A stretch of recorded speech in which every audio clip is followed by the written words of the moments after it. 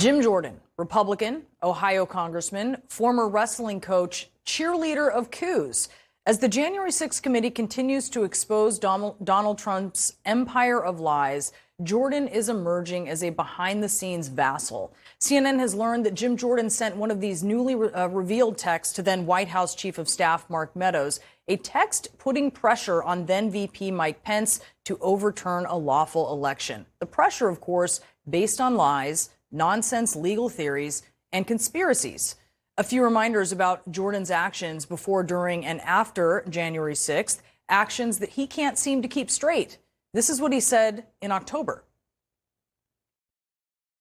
Speak with the former president on January 6th. Did you talk to the former president before, during, or after the attack on the Capitol? Of course I've talked to the president. All three? Of course I've talked to the president. I've been clear about that. I talk to him all the time. Of course I talked to the president. I talked to him that day. I've been clear about that. I don't recall the number of times. Was it before, during, or after the attack on the I talked to the president after the attack. So not before or during? Right. Okay, and I've been clear about that. Actually, he had not been clear about that. This is Jim Jordan in July.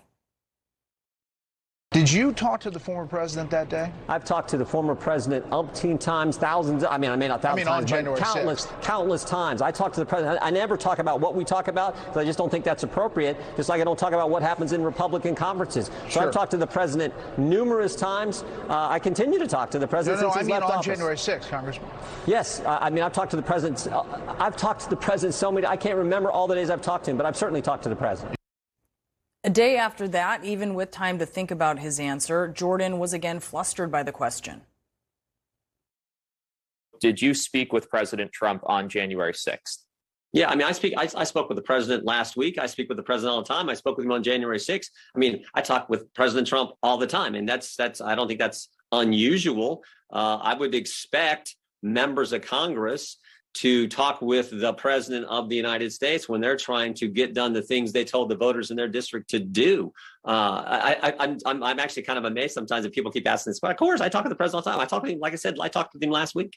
On January 6th, did you speak with him before, during, or after the Capitol was attacked?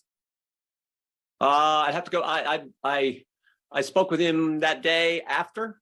I think after.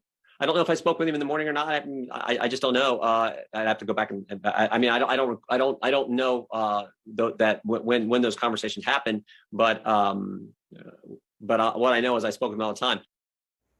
So to summarize, Jim Jordan was sure, then unsure, and then a month later in August, he couldn't recall. He said it twice, actually, that he couldn't recall. But maybe you recall this: that just 5 days after the insurrection, Trump awarded Jordan the Medal of Freedom during a closed press ceremony, one of the nation's highest civilian honors. Just a short time before, Jordan was helping plot a coup. And maybe you recall the Republicans really wanted Jim Jordan on this January 6th committee. Instead, he's now a potential witness.